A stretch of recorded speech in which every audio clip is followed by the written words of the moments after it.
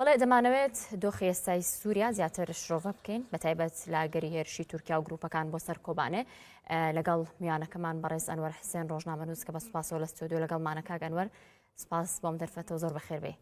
سپاس بۆیەوە. کاک ئەنوەر دەمەوێت سەرەتا لەوە دەست پێ بکەم تورکیا هەمیشە ڕۆژاوای کوردستان و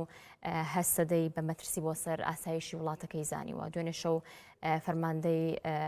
مەزلوم عەبدی فەرماندەی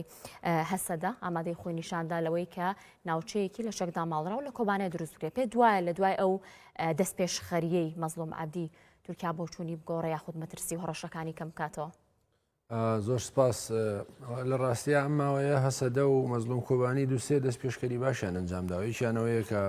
لە منبەست کشانەوە لەسەر داوای ئەمریکاوە ئەو جەنابیشت باس کرد لە وا بڕیارەکە ئەو ئاگربەستەی لە کۆبانێ بە ڕاگەیەندرێت کات مەزلوم کۆبانی داوای کردو بە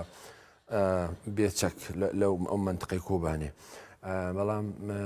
بۆ خۆم پێم وایە تورکیا بەمە ڕازی نییە. یەکێکیانەوەیە کە تورکیا ئەڵێ ئێمە پێشتر لە 2010ەوە لەگەڵ ئەمریکا ڕێکەوتوین کە ئەو سنوورانە بە قوڵایی 30 کیلۆمەتر لە منتقەکانی سەرەکانی و گرێسپی تا عەزاز و باب و ئەفرین و منبەج بکەوێتە ژێر دەسەڵاتی ئێمە یا با بڵێم هێزەکانی هەسەدە لەو سنوور لە قوڵای ئەو 30 کیلۆمەتریان نابێ بن. ئێستا کۆبانێ هەردوو دیوەکەی این کردو، ینی لە ناوەڕاستی ئەوەیە لە ناوەڕاستی ئەم بەر و ئەو بەرماوەتەوە تورکیا ئەمەی بۆ گرنگە و لە هەمان کاتا ئەمریکا هێشتا جوابێکی نەداوەتەوە، ینی هیچ تەسریحێکی ڕسمی واشنگتۆنمان گوێ نەبووە سەبارەت بەوە. بەڵام بە نظری خۆم تورکیا لە ئاسان نییە دەست لە کۆبانی هەڵگرێ و ئەو پێشنیارەی مەزلوم عەبدیش سەرچاوەکەی بۆ گەڕێتەوە کە ئەوە هەست دەکەم لەژێر فشاران. بەڵام خۆی لە ئەسڵا تورکیا ئەگەر دیقەت بێ ڕۆژانە مەسەلەن لە ئاستی سەرۆکۆمار ئەردۆگان و لە ئاستی وەزیری خارجی هاکان فیدان و لە ئاستی بەرپرسی دەستگای میت ئیبراهیم کاڵن هەموو ڕۆژ لێ دوانەدەن سەبارەت بە کورد. وا هەستەکەم پێیان وایە دوای هاتنی ترامپ لە 20 ژانوێی داهاتوو ڕەنگە ڕەوشەکە بە قازانجی کورد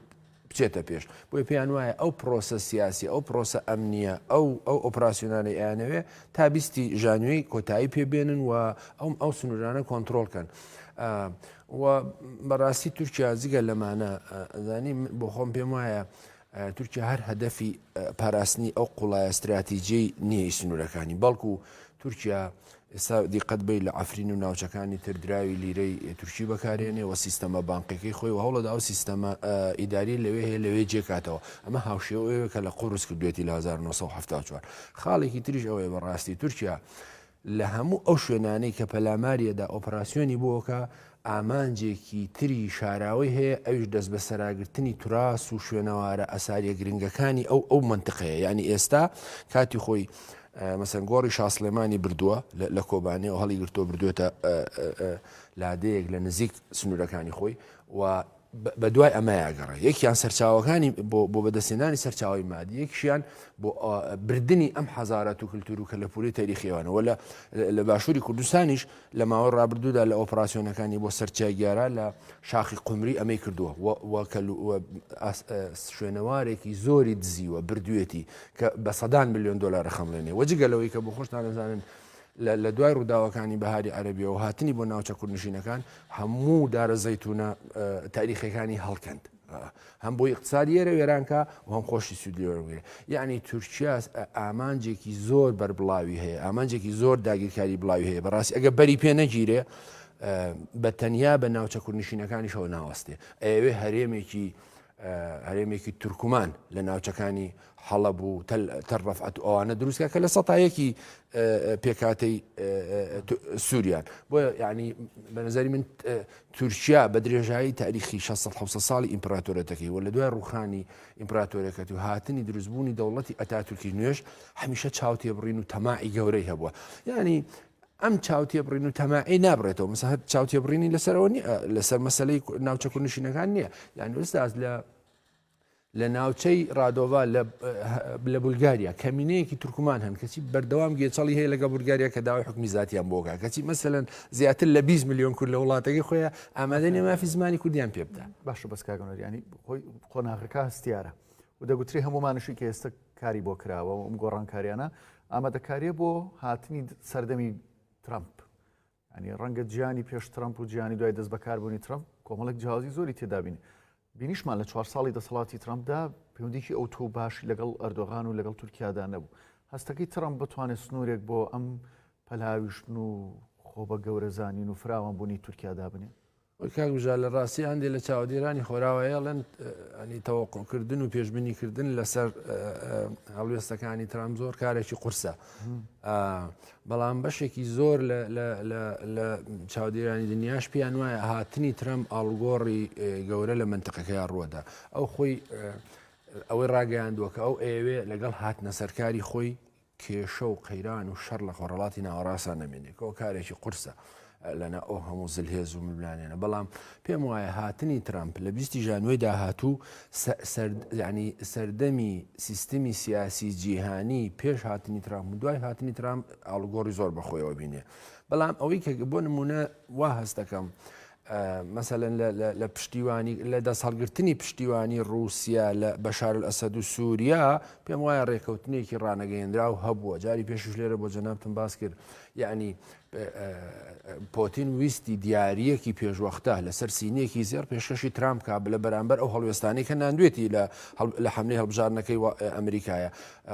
بەکەوتنی بەشار ئەسەد و پشتێکردنی بەڵام لە بەرامبەرەوەیە ترامپیش بووە دیارە بەڵێنی ئەوی پێداوەکە مثلەن وەکو جاری تریش باسم کرد لەو لە هەرێمی لە کیشوەری ڕێژە و کودەتایانەی کە لە 3 شار وڵات ڕوویداوە لە 2022 بەجێ وێڵە بۆ رووسیا و لەوەش گرنگتر کاک بژا مەسەرن رووسیا ئێستا هیچ ئیمتیازێکی گەورەی نەمابوو لە سووریا بەڵام 127 خاکی ئۆکرانیا بەدەستەوەیە 172,000 کیلومتر چوارگۆشەی خاکی ئۆکرانیا بەدەستەوە کە یەکسانە بە خاکی هەموو سووریا باشە پێت وایە گۆڕانکاری باسێکی لە بەرژەوەندی کورد دەبێت جا خۆی ئەمە گرنگە بەڕاستی قسەکەوەیەکە لە کوی ئەو ئاڵوو گۆڕانەیە لە ڕاستیا لە ماوەی چەند ڕۆژی ڕابردووە کۆمەڵی کۆنگرێسمان و بەشێک لە سیاسەتمەدارانی واشنگتۆن پشتیوانیان لە هەسەدە لە کورد دەربڕیوە و ئەڵێن ئەو هێرشانەی تورکیا هێرشی هەمەجین و داگیرکارین وابێ بوەستێن بەڵام لە ڕاستیە ئەبێ ئێمە شایەدیەوە بین کە دوای ڕووداوەکانی هاتنی ترامپ خۆی لە ڕاستیە تۆ ئەگەر قسەی حەقیقی دەوێت ینی بە هەموو پێوەرێکی سیاسی ئەخلاقی یعنی ئینسانی ئەبێ ئەم ئەمەرجە خراپەی کورتی کەوتووە واشنگتۆن پشتیوانی بکە و یەکێک لە باشترین دۆستەکانیشی لە منتقەیە نەکرد لە ڕۆژانی ببوورە ئەگەر یعنی ڕاستە لە سیاسەتاڵن بەرژەوەندی هاوبەش هەیە و تا سەریش نییە بەرژەوەندیانە بەڵام خۆندێ پێوەری مۆراڵ و ئەخلاقیش هەیە بۆ ئیلانی کەم ینی نزیکەی 30,000 شەهیدیان داوە هێزەکانی هەسەدە و کورد لە بەرامبەر گەورەترین مەترسی وێرشی تیرۆریستی داعش باشە ئەمان نەچوونە سەر خاکی تورکیا و ئەمان بەڕاستی مەترسی نین لە لەسەر داهاتوی سووریانە لەسەر سن و خاڵێک کە زۆر گرنگە بە نەزەری من ئەبێ هەسەدەژی ئەلانیکە ئەوەیەکە ئەوەی کە دوێنێ پێرە مراد قڕێڵانی ئەندامی کۆنسەی سەرۆکاتی پەکە ڕایگەیاندووە کەوان هیچ دەخالەتێک لە کاروباری سووریانەکان هیچ پەیوەندێکی جددیشیان نییە ئەمە قسەیەکی جددیە بەڕێی من مەزلوم کۆبانیشە بە ئەمە بکە و بە یەک مەسافە پەیوەندیەکانی هەسەدا بە یەک مەسافە نزیک و دوور بێت لە پێکاکە لە پارتی لە یەکێتی نیشتیمانی لە کۆمەڵە لە ئێران هەموو ئەمانە بێ ئاوە سەیریکە بە بەڵام قسەکەوەیە ئەم پەلامار و داگیرکاریانەی تورکیا ئەبێ بەری پێ بگیرێ و بە نظری من هێزێک کە زۆر کاریگەرە ترامپە و لە بەرامبەرە فەڕەنسیەکانی زۆر پشتیوانی باشە پێت وایە ئەگەر لە داهاتوودا گروپا چەکدارەکان و تورکیا ئیتر بیانەوە کۆبانێ بگرن و داگیری بکەن ئەمریکا دەستوەردام کاوکاتە وەکوتم ئەمریکا و تورکیا ڕێکەوتنێکیان هەیە پێشتر بە قوڵایسی بە پێ ڕێکەوت نەبێت و ئەمریکا پێم وایە بێدەنگەیەەکە یان ئەو پێشنیارەی مەزلوم کۆبانیش پێشنیارێکی بەجێیەکە ئەو شارە لە چەکدا ماڵدرێ و هێزەکانی ئەمریکا سەرپەرشتی بکە بەڵام لە هەر حاڵدا وەکو وتم ئەو منتقە سنووریە ئەو بەری فراد و ئەو منتقە سنووریە کە ئەمنێتی تورکیا ئەپارێزێ بە قسەی خۆیان تورکیا پێی وایە ئەبێ ئەو کۆنتترۆلکە و لە ڕاستیە جگە لەمە کورد لە بەردەم مەترسی سەر لە نوێی یەکەم خاڵێکەوەی کە زۆر گرنگە خۆشیان ئاماژیان پێکردووە هێزەکانی هەسەدە زۆرتریش لەو ناوچانە بڵاوبوونەوە کە ئەو زیندانەکانی هول و هەندێک زیندانی ترەیە کە نزیکەی 5,000 داعشی تایە تورکیا گومان لەوە کرێکە بێ ئەم زیندانانە ئازاد کەەوە داعش سەر لە نوێ بگەڕێتەوە پەلاماری زۆر چکە زانی ئەو دیوە ئەو دیوە ئەو شێوەی ماسکی پێدراوە بە محەممەد جۆلانی کە ڕەنگە نەتوانێت لە ئێستای پەلاماری هەسە دەبدا و هێزەکانی تریش زۆر ناسراون لە پشتیوانی تورکیا پشتیوانیانەکە ڕەنگە قورس بێ بەڵام بۆ داعش ڕەنگە هەلومەرجێکی لەبار بێ بۆ تورکیاش لەبار بێ کە دیسان بێ پەلاماری ناوچە کوردنشینەکاندا بەڕاستی کوردەکان لەو منطقەیە لە بەردەم مەترسی گەورەیە هەن هەرچەندە زۆر خاڵی پۆزتیف هەیە کە ئەوان نتوانن ینی بڵێم خاڵی ئیجابیە بۆ سەرکەوتنیان ئەوەی کە هێزێکی گەورەی زەبەلاحی 150,000 چەکداری بە مابادی هەنێ جوگرافیەکی گەورەیان بەدەستەوەیە و هێزێکن دژی داعش فەڕیان کردەوە پشتیوانی ئەوروپی و فەڕەنسیەکانیان هەیە هەموو ئەوانە چانسی پێدا بەڵام لە سووریایە کە بەڕاستی ئێستا قەتەر و تورکیا سیناریۆکانی بەشێکی جێبەجێەکەن و ئیسرائیل و ئەمریکا بەشێکی و رووسیا بەشێکی لەم ئالۆزیانەیە ینی پێویستی بەوەیە ینی خاڵی بە نظری من خاڵی جددی بۆ سەرکەوتنی کورد بۆ بەدیێنانی مافەکانی قسەی جددی ئەمریکایە کە بە تایبەتی لە هاتنی ترامپ ڕەنگە بکرێت. باشە کاک ئەنوەر با باسێکی ئەحمەد شەرع بکەین لە ڕۆژەی هاتوۆتە سەردەسەڵات شتێکی ئەوتۆ زەقی نییە بەرامبەر بە کورد ینی چەند ڕۆژی ڕابردوش باز لە تویتێکرا کە تا سەر بە فەرمی دەرنەکوت کەم تویتەی ئەو بەیای ئەو نەبێ بەڵام زۆربەی ئاماژەکان بۆن کەم تویتەری ئەو نەبوو ئەم تویتەش ئەو نەیکردو ئەمما بەڵێ ئێستا ئەحمەد شەرع دەیکە هەستەکەی ئەو بێت تاوەکو پێشوێن پێی خۆی قایمتر و باشتر دەکات ئەو کات ئەوەی کە لە دڵیاتی بەرامبەر بە کورد دەری دەبڕێ خود ڕەنگە هەر بەم شوێ مامەڵەکە کاک بژار ئەم کەسایەتیە سەرەتا ناوی خۆی گۆڕیوە لە محەممەد جۆلانیەوە بۆ ئەحمەد شەرع ئەمە ئەیەوێ بڵێ من جگەلەوە بەشێک لە ڕایۆشکارەکانی پێشتر پێشنیاریوایان بۆ کوردەکە خۆشی زایفکە پێشتر کێشی زۆر بوو یاری نەکرد ناوگۆڕینەکەی کێشی خۆشی گۆڕیوە کێشی خۆشی دابەزاندوە بەڵێ بۆی بتوانێت ئەمانە بەڕاستی لە ئاسی دیارە لە ئاسی دنیاە لە ئاسی مخابراتیە و ئەوێ مەسەلەن بە ناوگۆڕینەکەی بە دابەزاندنی کێشی بەڵێ بەم شتانەی کەیکا بڵێ من ئەگەر ڕابردوویەکم هەیە لە ناو داعش و ئەلقاعیدە و بەرەی نووسرە وەکو ئیسلامێکی جیهادی متەتەڕیف و ڕادیکاڵ دژی ئەمریکا و ئەم بۆمبەکانی دانا بۆ تەقینەوەی زرێ پۆشەکانی ئەمریکیەکان ئەمە زۆر شارەزا بووە لەو کارەیە و بەشە لە ئەمریکیەکان ئەم کوشتونی و ئەم زۆر شارەزا بوو لە دژایەتی ئیسرائیل و ینی ئەم یەکێک لە ئاسانی نەبووەتە سەرکردایەتی هەیەی تەحریری شام ئەمە بەڕاستی لە ئەگەر بڵێم یەکێک بۆ لە جینایەتکارەکانی ڕووداوەکانی سووریا دژی کورد دژی ئەمریکا دژی ئیسرائیل بەڵام ئێستا بە نظری من ئەم ئاڵوگۆڕانە جگەلەوەی کە تورکیا دەخالێتیایە ئامۆژگاری قەتەرە خۆتان نەزان قەتەر لە پشتیوانی گروپە ئیسلامیەکان و ئیخوانیەکان و سەلەفی زیادی لە منطقەیە دەورونەخشی زۆرە و ئێستا بڵێم من لەم ئیدۆلۆژی ئیسلامی ڕادیکاڵ و ئەوەی کە من خوێنکاری داعش و ئەلقاعیدە و ئەرەی نووسرە بوو وازم هێناوە وەکو ئیسلامیەکی میانڕە و هاوشێوەی ئەردۆگان بە قسەی خۆیان ئەتوانم مامەڵە بکەم و ئەتوانم سووریایەکی ئارام بەڕێوە بەرم بەڵام بە نظری من ئەمە ڕەنگە بتوانێت بۆ سەردەمێک فێڵ لە کۆمەلگای نێودەوڵەتیە بەڵام پێم وانێ بە ئاسانی بتوانێت فێڵ لە ئەمریکا و ئیسرائیل و ئەوانە بکە واش هەستەکەم یعنی بۆ معلوماتی جەنابەت ینی خەیاڵی خۆمە هیوادانمەوە ڕوو نەدا بەڵام پێم وایە لە بەردەم مەترسی تەنانەت کوشتنی شایە بە تایبەتی لەلایەن گروپەکانی وەلای ئێرانی و بە تایبەتی لە لایەن میحوەرەوە چونکە هەم توندە و هەم سونیە و هەم مەترسی لەسەر بەرژەوەندیەکانیان دروست کردووە وەلامان کاتیشا یعنی ئەگەر تۆ تەوەقعی ئوستاس لە دوای ڕووداوەکانی 11 سپتەمبەر و گەشەی ئیسلامی سیاسی لە منطقە تەوەقعەکەی هیچ تەحولێکی گەورە لە فکر و لە ئیدارەدانی ئەم هێزانە ڕووی نەداوە لە منطقەیە لەبەرەوە هیچ ینی ئینسان قورسە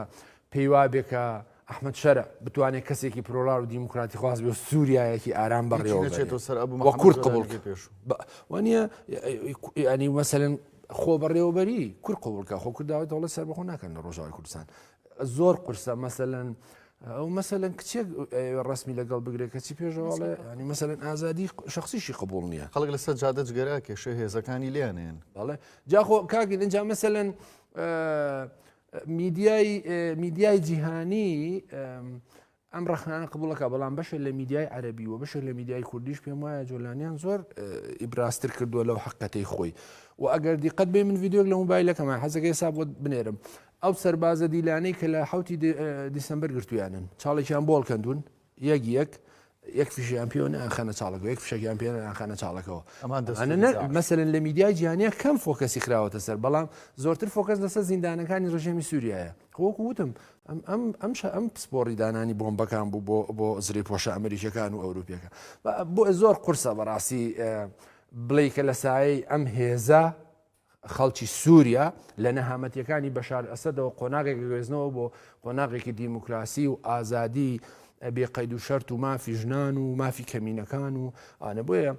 وا هەستەکەم سووریا لە بەردەم چارەنووسێکی نادیارەیە کە هیوادارم وەکو لیبیای لێنەیە هیوادارم وەکو ئەفغانستانی ڕابردووی لێنەیە ئەگەر چی تەجربەی هەیە مەسەلەن تۆ دیقەت بە تالیبان بەو هەموو درڕندەیەوە کەچی دوێنێ مەسە ئەمریکا ڕێکەوتنی ناڕەسمی هەیە لەگەڵی لە کاتی گەڕانەوەی و دوێنێ مۆسکۆ بە ڕسمیدانی پیاناوە ماسکێکیان پۆشیوە کە یانەیە مەسەرەن بڵێن سیستەمێکی سیاسی ئیسلامی میانڕە و حاکمیەتی ئەم وڵاتاکە بەڵام خۆ دەبینێ بەسە هێشتا ژنان مەسەلەن هەر فکری پێش سەرەتاییترین مافی بەڵێ ژنان دوو جارەستنە دەرەوە یەکیان کە زەواجەکەن یەکیان کە ڕۆن بە گۆڕستان ئەم فکرەیە زۆر قورسە بەڕاستی ئاڵگۆڕی بەسەرابێ ئەوەی کە زەرورەوەیە کە دەخالەتی وڵاتانی گەورە ئەتوانێت بەربەم مەترسیانە بکەن زۆر سپاس بۆ بەڕێز ئەنوەر حسێن ڕۆژنامەنووس کە لەم بڵتنەی کەناڵەشمیان سپاس کاگەنەوە بەخێراتی